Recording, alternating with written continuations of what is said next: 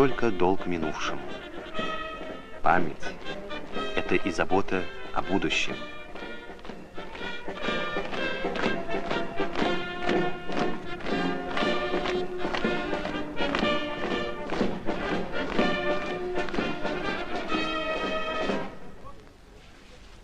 Эстафету поколений принят!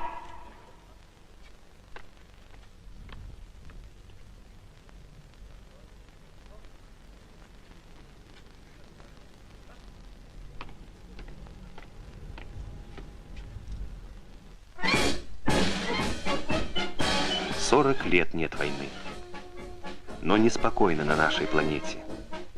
И потому молодежь присягает на верность Родине и готовит себя к труду и обороне».